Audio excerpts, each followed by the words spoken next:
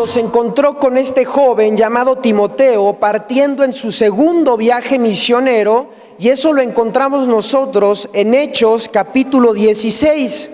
Y cuando Pablo parte en el segundo viaje misionero, comienza en una región llamada Listra, en la región de Iconio, y cuando se encuentra con este joven, la Biblia dice en Hechos 16 que Timoteo era un joven con un buen testimonio con los de la región. Y Pablo, al encontrarse con ese joven, pues al ver un joven de testimonio, un joven candidato a volverse un buen discípulo, Pablo lo involucra a su viaje misionero y ahí se vuelve un discípulo, un aprendiz del apóstol Pablo. Y Timoteo estuvo junto con Pablo en su segundo y tercer viaje misionero. Fue alguien que aprendió de cerca del mismísimo apóstol Pablo. Y cuando Pablo escribió la segunda carta a Timoteo, Pablo se encontraba ya al borde de su muerte.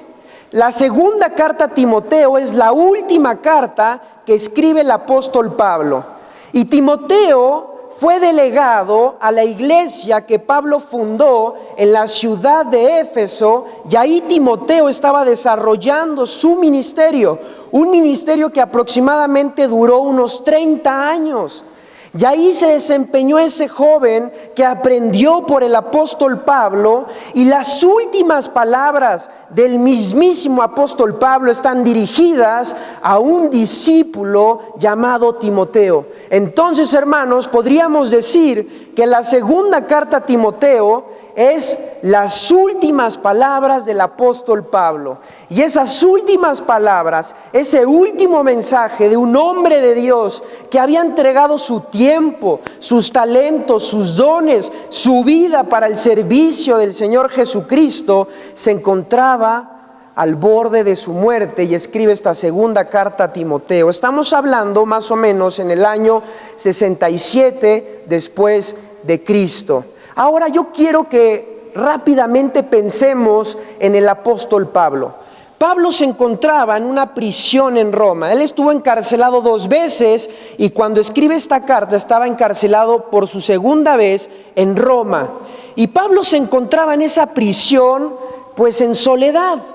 Muchos lo habían abandonado. Él se encontraba solo. Y no solo eso, hermanos, piensen que Pablo sabía que él estaba por morir, que su muerte era inminente. En su mente estaba que muy pronto, él no sabía cuándo, se iba a dictaminar su sentencia y él iba a ser decapitado por los romanos.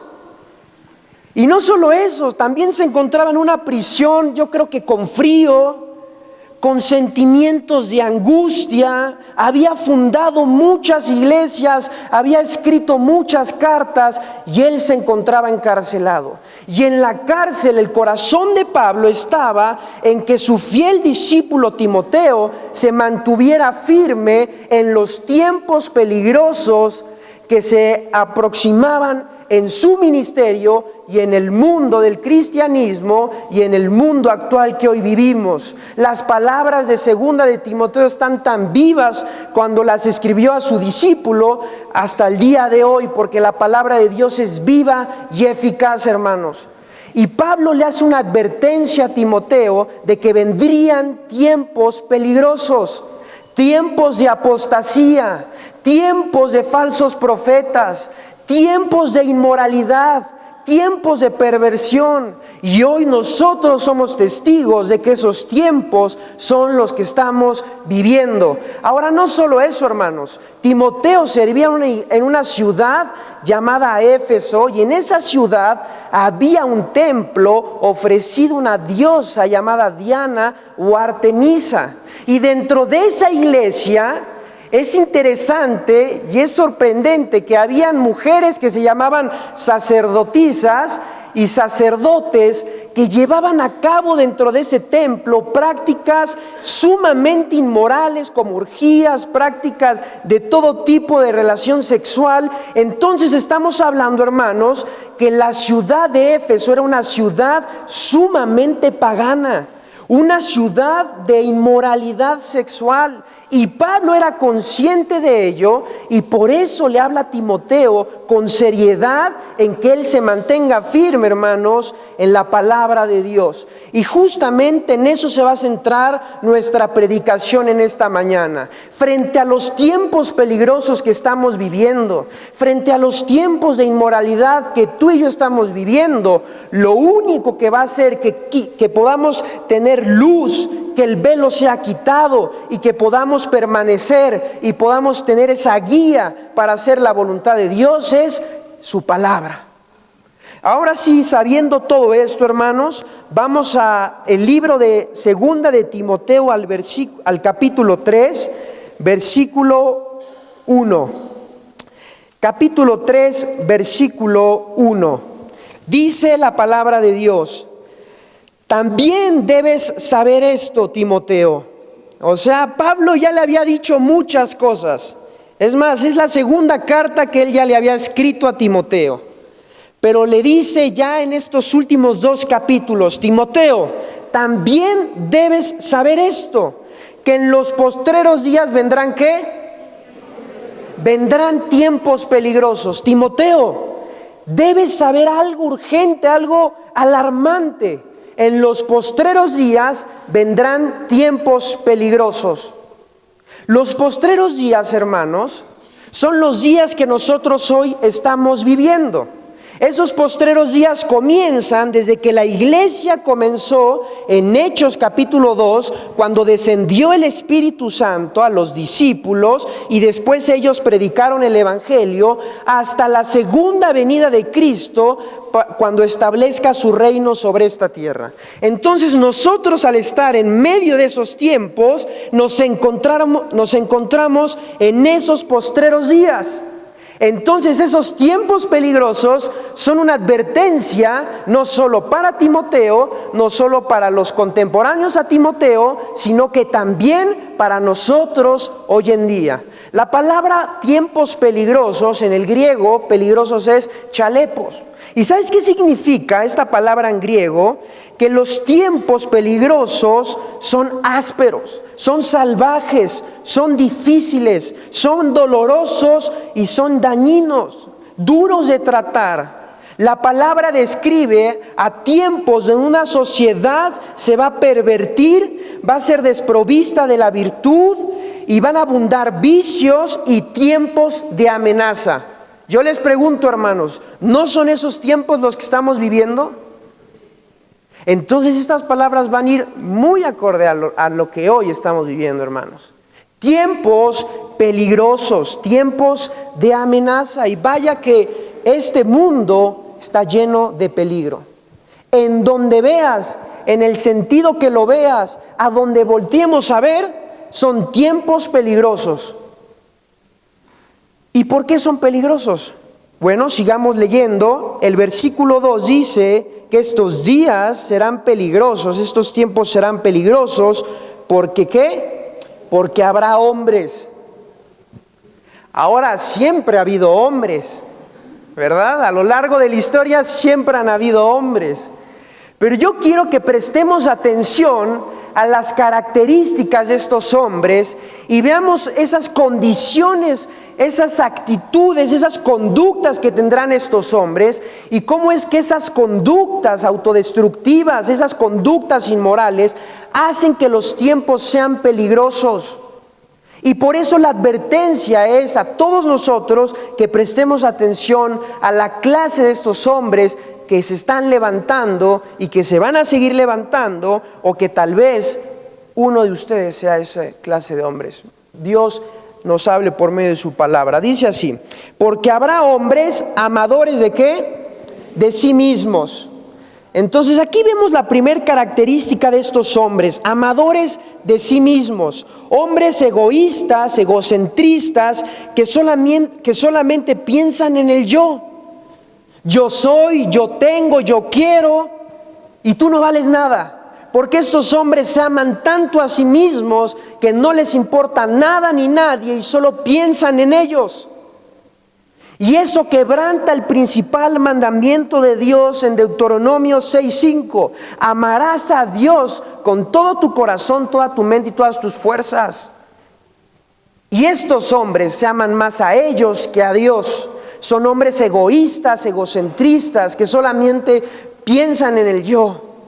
Y no solo eso, hermanos, sigue la lista, dice que serán también ávaros, hermanos, amadores del dinero y el materialismo. Estos hombres aman el dinero, aman el materialismo. Vivimos en un mundo que vales por lo que tienes y no vales por lo que eres. Esta sociedad es tan clasista que por los bienes, por el materialismo que tú tengas, por la cantidad de dinero que uno tenga, por la ropa con la que uno se vista, eso es lo que nos define ante la sociedad. Y eso es mentira, porque dice en Primera de Timoteo que la raíz de todos los males es el amor al dinero. Pero estos hombres tienen avaricia en su corazón. Aman el materialismo, aman el dinero. Y después dice que estos hombres son vanagloriosos. Es decir, que estos hombres buscan su gloria, buscan la gloria propia. No le dan la gloria a Dios, porque dice la Biblia que también son soberbios. Se sienten superiores a los demás, se sienten por encima de los demás, desprecian al prójimo. No se ponen al lado del prójimo, no ven al prójimo como superiores a ellos mismos. Ellos se sienten lo máximo, se sienten intocables, son soberbios y blasfemos, dice también la palabra de Dios. Eso hace referencia de que estos hombres son mal hablados, que maldicen con su lengua, que murmuran, que son destructivos con lo que hablan. Y sigue la lista y dice también que son desobedientes a los padres. Qué interesante la rebeldía que hoy vemos en relación a la obediencia por parte de los hijos hacia sus padres. Y estos hombres pues también quebrantan el mandamiento que vemos en Efesios 6 de honrar a tu padre y a tu madre. Rebeldía en los hijos. Se oponen a la autoridad, se oponen al consejo. Y como joven yo un tiempo sí estuve en rebeldía y rechacé muchas veces el consejo, y vaya que en mi caso fue duro. Créanme que tener como abuelo a Armando Alducin y a mi padre como Alan no fue cualquier cosa. Tuvimos que aprender por la corrección, pero yo si hubiera leído esto antes, yo fácilmente hubiera dicho, yo soy esta clase de hombres que describen estos versículos. Pero gracias a Dios que Dios da nuevas oportunidades y hoy Dios quiere que tú no seas parte de este grupo de hombres que están haciendo de estos tiempos peligrosos. Y sigue la lista y dice también ingratos, es decir, que no habrá gratitud en ellos, no serán agradecidos. ¿Y qué dice la palabra de Dios, hermanos? Porque la voluntad de Dios es dar gracias en todo. Y estos hombres son, ¿qué? Ingratos.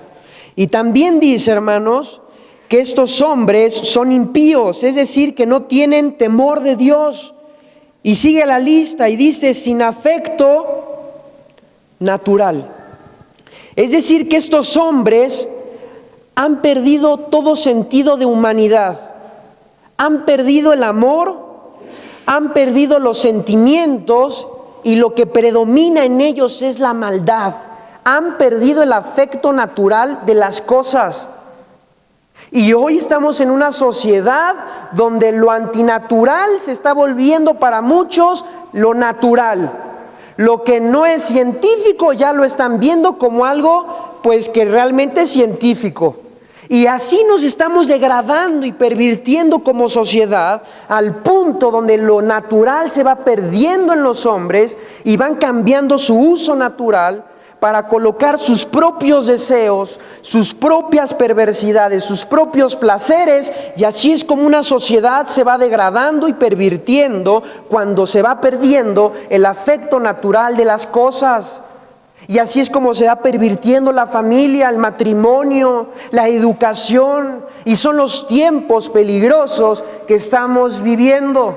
Y sigue y dice también que serán implacables, calumniadores, intemperantes, crueles, aborrecedores de lo bueno. Estos hombres son calumniadores. Una persona que calumnia es una persona que acusa falsamente a las personas. A Satanás se le llama como el acusador de los hermanos, en Apocalipsis capítulo 12:10. Y es interesante que muchos pensamos que ese ministerio es el nuestro, de acusar a los hermanos. Y eso es pecado, porque la Biblia dice que sobre todas las cosas amemos al prójimo. Entonces estos hombres son peligrosos por estas características. Y véanla en el versículo 3, que dice que son crueles, aborrecedores ¿de qué? De lo bueno. Hermanos, estos hombres no solamente no practican lo bueno, sino que aborrecen lo bueno. Hay una diferencia en saber que yo estoy haciendo ciertas cosas mal, pero yo sé por mí, dentro mío, y creo que estoy haciendo las cosas mal. Pero estos hombres aborrecen lo bueno, odian lo bueno.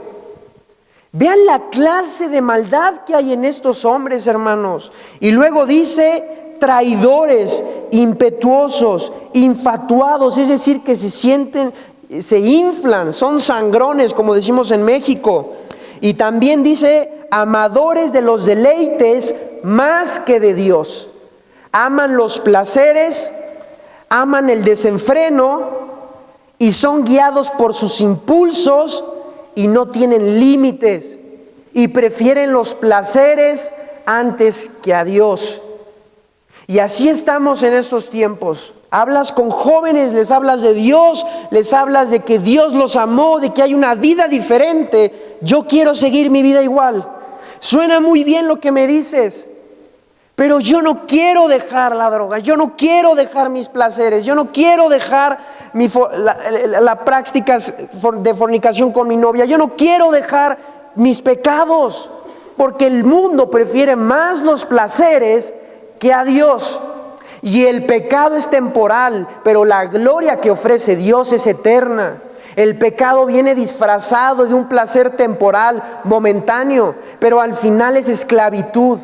Esclaviza, destruye, perjudica, pero el vivir en la libertad que Cristo nos ha dado, vivir bajo los placeres que Dios me ofrece dentro de sus parámetros, dentro de su plan, es vivir la vida más plena, más feliz, más gozosa que un hombre pueda disfrutar en este mundo. Pero lamentablemente estos hombres prefieren más los placeres que a Dios. Esos son los tiempos peligrosos que Pablo le advirtió a Timoteo que él iba a enfrentar. Y son estos tiempos los que estamos viviendo. Y vean lo que dice el versículo 5, y creo que en el versículo 5 encontramos lo más grave de todo esto, porque dice que tendrán apariencia ¿de qué? De piedad, pero negarán la eficacia de ella. A estos evita. Es decir, hermanos, que estos hombres, o la magnitud del peligro de estos hombres, es que por fuera mostrarán ciertas virtudes, ciertas cualidades, mostrarán una aparente vida piadosa, pero por dentro ellos negarán la piedad, negarán a Jesús, negarán a Dios y negarán su palabra. ¿Sabes cómo les llamó Jesucristo a estos hombres? Sepulcros blanqueados. ¿Sabes por qué Jesucristo los describe de esta forma? En la antigüedad, los judíos a los sepulcros, a las tumbas, las llenaban de cal. Y eso le daba una cierta apariencia para que no se viera tan feo el ataúd o el sepulcro. Entonces, aparentemente mostraban algo bueno, pero por dentro había un cadáver. Y así son estos hombres. Por fuera muestran muchas cosas buenas, pero están muertos dentro de ellos. Si no, vean lo que dice Segunda de Pedro en relación a estos hombres. Segunda de Pedro capítulo 2, del versículo 1 al 3. Y vean la descripción de estos hombres. Dice la palabra de Dios. Segunda de Pedro capítulo 2 del 1 al 3. Pero hubo también falsos profetas entre el pueblo. Y dice, como habrá entre vosotros falsos maestros que introducirán encubiertamente herejías destructoras y aún negarán al Señor que los rescató, atrayendo sobre sí mismos destrucción repentina. Y muchos seguirán sus disoluciones, por causa de los cuales el camino de la verdad será blasfemado. Y por avaricia harán mercadería de vosotros con palabras fingidas. Sobre los tales ya de largo tiempo la condenación no se tarda y su perdición no duerme. Estas características las podemos ver fácilmente en el mundo, la clase de estos hombres, pero el peligro está en que la Biblia nos advierte que dentro del cristianismo se iban a infiltrar estos hombres, que tendrán apariencia de piedad, pero negarán la eficacia de ella, harán del evangelio una ocasión para beneficio propio, pero negarán al Señor y a Dios. Hermanos, vivimos en un tiempo donde si no hay discernimiento espiritual en relación a lo que se está escuchando, a lo que se está promoviendo, a lo que se está viendo y al engaño que está habiendo en el cristianismo, podemos ser guiados por la mentira. Podemos caer en el error, podemos caer en una herejía. Por eso es que la advertencia es muy seria. Estos hombres van a llegar, ya llegaron. Y nosotros debemos estar preparados, porque hay muchos ciegos, guías de ciegos. Hay muchos mentirosos guiando a muchos más a la mentira. Y todo eso es producto de que no tomamos seriedad en lo que nosotros leemos, en lo que nosotros deberíamos estudiar, y eso hace que la ignorancia nos lleve al error, y el error nos puede llevar a grandes fracasos. Por eso, hermanos, estas advertencias son para cada uno de nosotros. Volvamos a 2 de Timoteo y sigamos viendo lo que Pablo le dice a este joven. Entonces, en primer lugar, vimos el problema. Timoteo, hay un problema. Vendrán tiempos peligrosos, que habrán hombres. Y ya vimos las características de estos hombres. Ya vimos que estos hombres aparentemente muestran piedad, pero niegan la eficacia de ella. Ahora, ¿cómo Timoteo tenía que encarar todo esto? ¿Cómo Timoteo tenía que enfrentar estos tiempos peligrosos? Y si ustedes me acompañan al versículo 10, la palabra de Dios nos dice: pero tú has seguido mi doctrina, conducta, propósito, fe, longanimidad, amor, paciencia. Es decir, que Timoteo, frente a todo esto que se estaba viviendo, él había mostrado algo diferente. Porque Pablo le dice, pero tú, y esa expresión hace que Timoteo había marcado algo distinto en su vida. Y eso es que él había seguido la doctrina que Pablo le había enseñado. Él había seguido la conducta, él había seguido el propósito, la fe, la longanimidad, el amor y la paciencia. Es decir, que Timoteo había hecho algo bueno en su vida.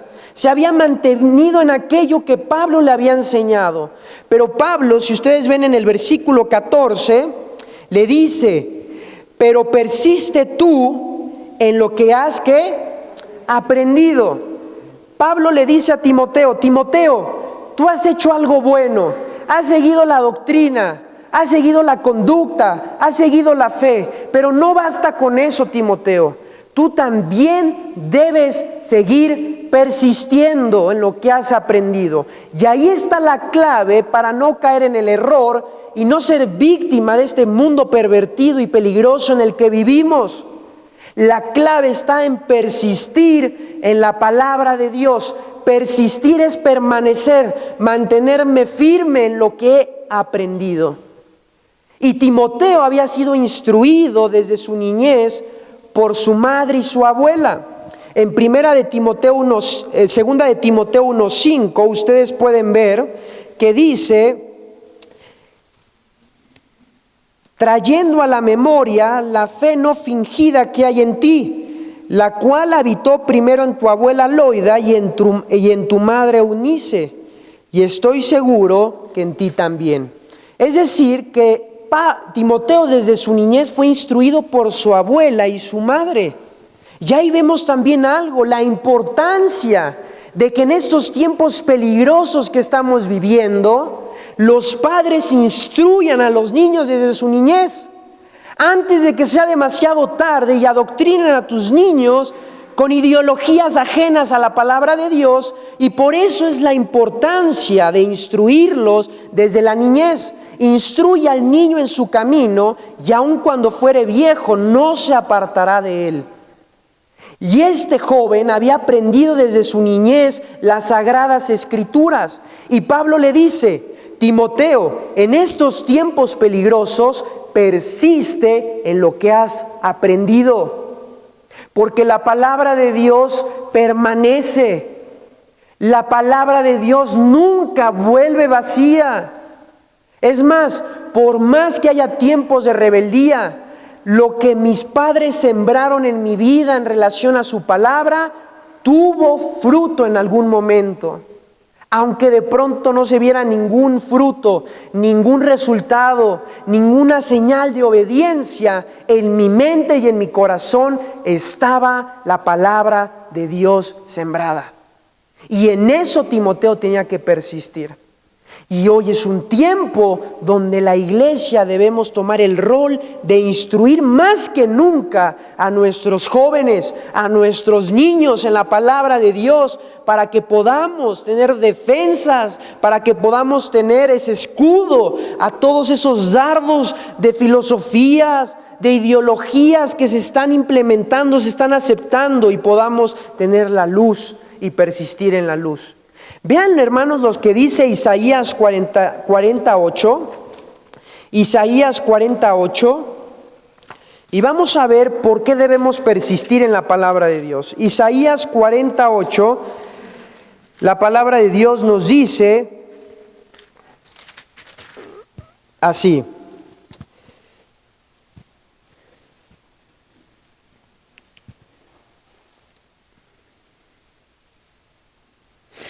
dice: secase la hierba, marchitase la flor, mas la palabra del Dios nuestro permanece para siempre. Mas la palabra del Dios nuestro permanece para siempre. Si yo construyo una vida cimentada en la palabra de Dios, mi vida permanecerá en la verdad, porque la Biblia permanece para siempre. Y si construimos nuestras vidas y persistimos en nuestras vidas en la palabra de Dios, Dios nos dará ese soporte para poder mantenernos firmes en estos tiempos peligrosos que estamos todos nosotros viviendo. Salmos 119, 105, dice la palabra de Dios: lámpara es a mis pies tu palabra, lumbrera a mi camino. Lámpara es tu palabra y lumbrera a mi camino, hermanos. La palabra de Dios es esa luz que nos guía, es esa guía que nunca nos falla, es ese manual que nos enseña cómo vivir, cómo actuar, cómo conducirnos. Y ese es el libro el que tú y yo tenemos en nuestras manos, que tanto tiempo hemos desvalorado y dejado a un lado, y por eso, sin darnos cuenta, ya estamos siendo muchos víctimas de estos tiempos peligrosos. Y esta palabra que Dios nos ha dejado es la luz para nuestras vidas. Volvamos a 2 de Timoteo y veamos el por qué debemos persistir en la palabra de Dios. Pablo le dice a Timoteo en el versículo 14: pero persiste tú en lo que has aprendido y te persuadiste sabiendo de quién has aprendido. Y ya vimos que desde la niñez has sabido las sagradas escrituras, las cuales te pueden hacer sabio para salvación por la fe que es en Cristo Jesús. Ahora, Timoteo tiene que persistir en la palabra de Dios. Nosotros tenemos que persistir en la palabra de Dios, porque la clave está en el versículo 16. Vean lo que dice: toda la escritura es inspirada ¿por quién?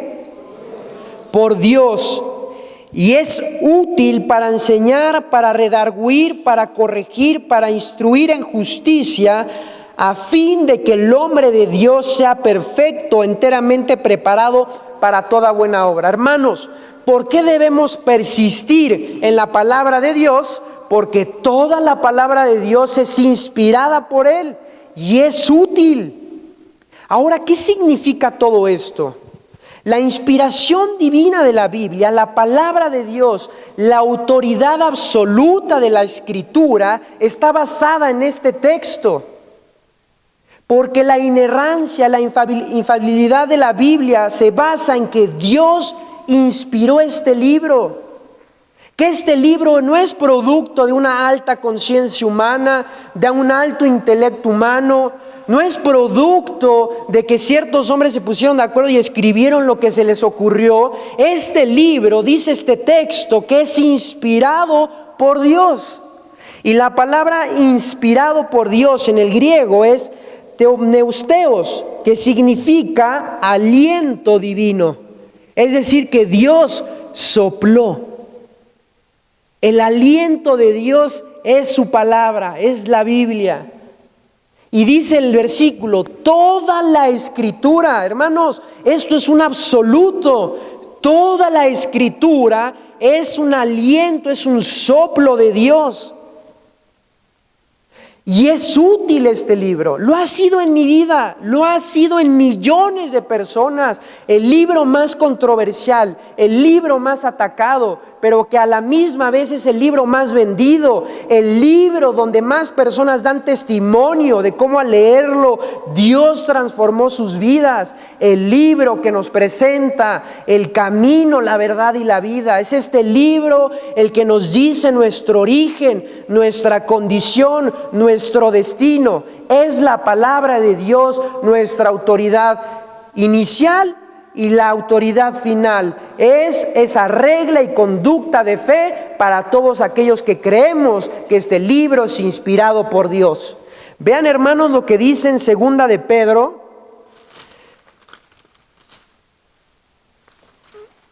Segunda de Pedro, versículo 19 al 21. Vean lo que dice Pedro en cuanto a la inspiración de Dios. Dice así: tenemos también la palabra profética más segura, a la cual hacéis bien en estar atentos, como a una antorcha que alumbra en lugar oscuro, hasta que el día esclarezca y el lucero de la mañana salga en vuestros corazones. Entendiendo primero esto, que ninguna profecía de la Escritura es de interpretación privada, porque nunca la profecía fue traído por voluntad humana, sino que los santos hombres de Dios hablaron siendo inspirados ¿por quién?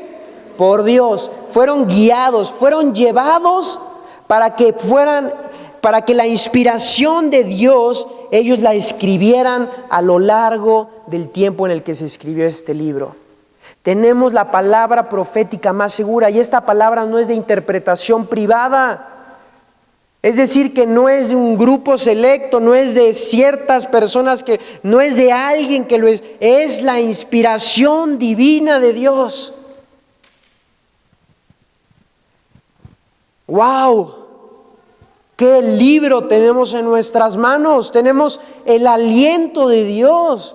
Tenemos las palabras de Dios escritas en su palabra a nuestra disposición. Y lo único que nos va a mantener firmes en estos tiempos peligrosos es persistir. ¿En qué? En la palabra de Dios. Porque toda la palabra de Dios es inspirada, pero no solo eso, hermanos, es útil. Este libro es útil. ¿Lo ha sido en tu vida? Lo ha sido en la mía. Y lo seguirá siendo, porque la palabra de Dios permanece para siempre. Los cielos pasarán, la tierra pasará, mas tu palabra permanecerá. Hay una canción que dice así, muy bonita. Y eso realmente es nuestra mayor nuestro mayor cimiento, nuestra mayor base, saber que este libro permanecerá para siempre. Volvamos a 2 de Timoteo.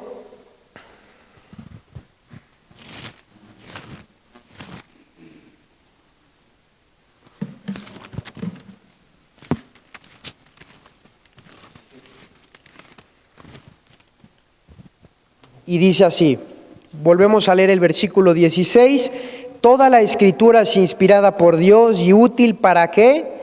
Vean para qué cosas es útil este libro. Es útil para enseñar, para redarguir, para corregir, para instruir en justicia. Es decir, que nos da un propósito, ¿verdad? Y ese propósito es que este libro se nos ha dado para que nosotros podamos ser enseñados, redarguidos, corregidos e instruidos. Y todo eso con un propósito, y eso lo dice el versículo 17, a fin de que el hombre de Dios sea ¿qué? Perfecto, enteramente preparado para toda ¿qué? Buena obra. Enteramente preparado para toda buena obra. Y la palabra perfecto es maduro. Entonces este libro nos va forjando de tal forma que nosotros vamos siendo moldeados hasta ser esos hombres, esas mujeres, que lleguemos a una madurez en la cual podamos soportar los ataques del enemigo, podamos soportar las pruebas, podamos soportar las aflicciones, podamos vivir en plenitud, en dominio propio, en paz. Que la presión de este mundo no me lleve a afanarme, ni a confundirme, ni a que viva en incertidumbre, que viva turbado, sino más bien que sea ese hombre de Dios enteramente preparado para toda buena obra. Y eso es lo que va a ser algo distinto en estos tiempos peligrosos que estamos viviendo. Hombres y mujeres, jóvenes y jovencitas, niños y niñas, que estemos en ese camino de preparación, que alcancemos esa madurez para poder ser esa luz y esa sal que el mundo necesita, porque este mundo cada vez está más perdido. Y nosotros debemos estar preparados para toda buena obra. Y sigamos leyendo, y dice después en el versículo 4, para ya ir concluyendo, hermanos, dice también Pablo, y le hace el último encargo a Timoteo. Ya le dijo, Timoteo, también debes saber esto. Habrá tiempos peligrosos, habrá hombres peligrosos, tendrán apariencia de piedad, pero tú persiste en lo que has aprendido. ¿Y por qué? Porque toda la escritura es inspirada por Dios. Y en el capítulo 4 le da el último ruego, la última petición. Le dice, te encarezco delante de Dios y del Señor Jesucristo, que juzgará a los vivos y a los muertos en su manifestación y en su reino, que prediques la palabra, que instes a tiempo y fuera de tiempo, redarguye, reprende, exhorta con toda paciencia y doctrina. Y vean lo que dice el versículo 3. Y otra vez nos recuerda estos tiempos, porque vendrá tiempo cuando no sufrirán la sana doctrina. Es decir, que las personas no van a querer escuchar el mensaje de la palabra de Dios, van a querer escuchar lo que ellos quieren escuchar. Y dice, sino que teniendo comezón de oír, se amontonarán maestros conforme a sus propias concupiscencias. Estamos en tiempos donde si no diferenciamos la verdad del error, podemos caer en el error. ¿Verdad? Y hoy vemos cómo es que el mensaje de la palabra de Dios se está diluyendo. Cómo es que el mensaje del evangelio, las buenas nuevas de salvación, se está diluyendo, se está perdiendo la esencia. Ya se habla más de mí, de lo que yo soy, de que tú puedes, y todo humanismo, todo emocionalismo, y se ha perdido el mensaje de la palabra de Dios. Por eso Pablo le dice a Timoteo, predica la palabra. Nosotros estamos llamados a predicar la palabra, las buenas nuevas de salvación. No hablamos, Pablo decía, porque no hablamos de nosotros mismos, sino que hablamos de aquel que murió y resucitó al tercer día. Qué bueno tenemos que hablar de nosotros. ¿Quiénes somos para hablar de nosotros? Debemos hablar de aquel que murió y resucitó al tercer día. Debemos hablar de Cristo, hermanos. Debemos buscar predicaciones que nos guíen a Cristo y su palabra, que nos guíen a cambios, que nos confronten a nuestra realidad de que estamos en conductas que no están de acuerdo a la voluntad de Dios. Debemos seguir alimentándonos del mensaje de la palabra de Dios. Y luego dice, y apartarán de la verdad el oído y se volverán a las fábulas. Pero tú, y otra vez vemos la expresión, le dice Timoteo, pero tú sé sobrio en todo, soporta las aflicciones, a sobra de evangelista, cumple tu ministerio. Bajo la presión va a salir a la luz quiénes somos. Frente a la presión de estos tiempos que estamos viviendo, nos vamos a dar cuenta qué clase de hombres somos nosotros.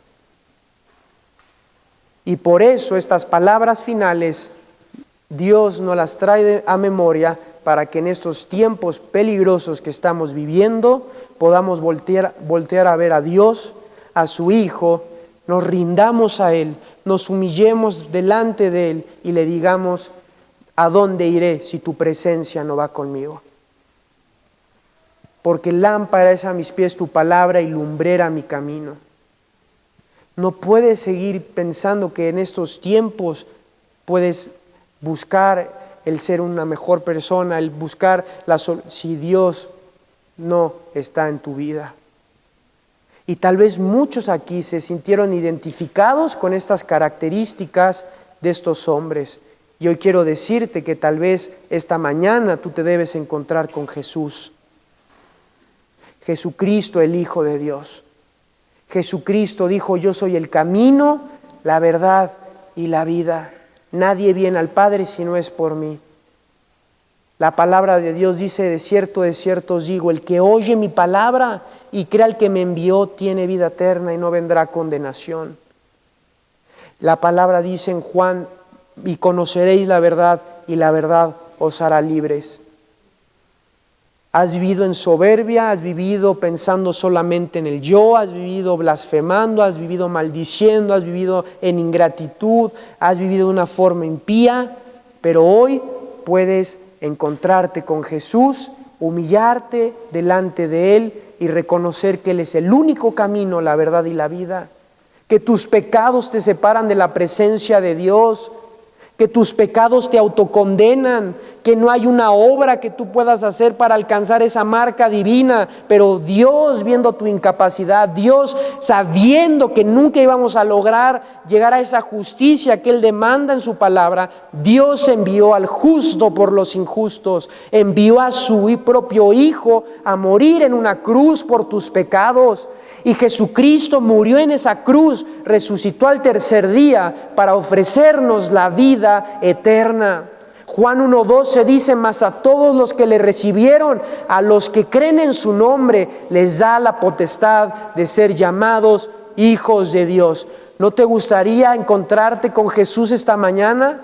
¿No te gustaría humillarte y reconocer que has vivido como esos hombres peligrosos, los cuales la palabra de Dios describe? ¿No te gustaría hoy encontrarte con la vida eterna que Jesucristo te ha regalado? Inclinemos nuestros rostros, hermanos, y si alguno esta mañana quiere recibir a Cristo en su corazón, ore de esta manera y dígale, Dios, reconozco que soy un pecador. Reconozco que he vivido mi vida bajo mis propios placeres, he vivido en soberbia, he vivido amándome a mí mismo, he vivido en ingratitud, en avaricia, realmente me he desviado, he hecho cosas sumamente malas. Te pido perdón, Dios, y dile ahí en tu lugar, me arrepiento de mis pecados. Y dile, creo que tú moriste en una cruz del Calvario por mis pecados. Creo que Jesucristo es el camino, la verdad y la vida, y nadie viene al Padre si no es por Él. Jesucristo derramó su sangre por amor a nosotros, y esa sangre nos limpia de todo pecado. Y si tú lo quieres recibir en tu corazón, dile: te recibo en mi corazón, sé tú mi único y suficiente Salvador. Te doy gracias porque hoy me encontré contigo.